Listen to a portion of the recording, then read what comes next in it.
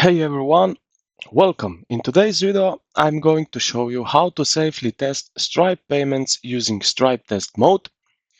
This is super important because it lets you check if your payment system works correctly without using real money.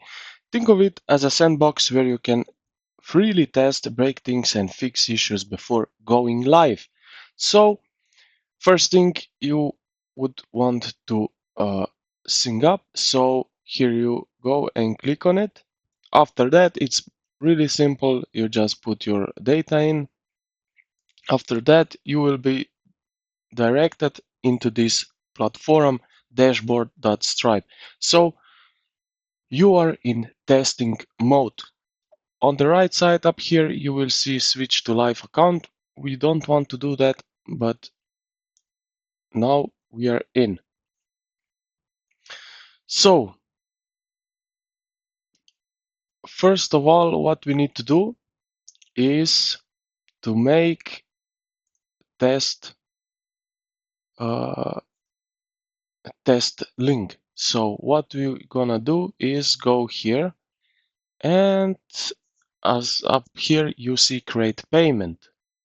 Then you will choose Innovize. Sorry, not that one. I think is that one. So I already created. So what you need to do is here everything is unchecked, that you have just email and cards, and that's it. Here you can put the name of it.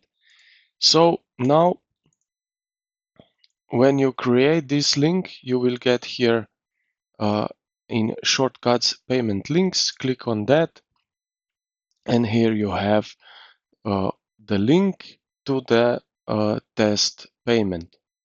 And this is looks something like that. Now we have here some options to test. First of all, we can use Visa card, which is this one right here, 4242, and you repeat with that. What this do is it goes through its payment will go through successfully. This is perfect for confirming that your basic payment workflow works. So here on my data, I can see that this payment went through, as you can see. I will show you later. But for now, we are more focused on different card types. So we can also test fails. So the generic decline. To simulate a normal decline payment, we would put here that number, 4000,000,001. This will general failure, where the payment is rejected for unspecified reasons. Then we have code that is expired. So this helps you check whether your app probably shows an expiration error message.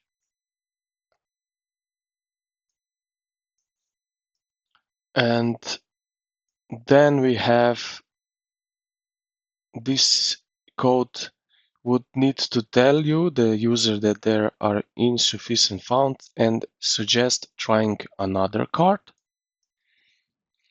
Then we have also here code for stolen card scenario. So yes, this ensures your system that can handle serious security related declines correctly. And as I mentioned you, the correct number that payment go through is this one. So I will show you now that it works. And as you can see, the payment was successful. And now here in my balance, here I will see new balance. So testing all of those scenarios might feel repetitive, but it's absolutely worth it. Remember, this is the testnet, it's not the real money. By practicing successful payment and different failure cases, you make sure that your users get a smooth and clear experience once your app goes live. So, if this video helped you out, make sure to leave a like, drop the subscribe button, and I will see you in the next one. Thank you for watching.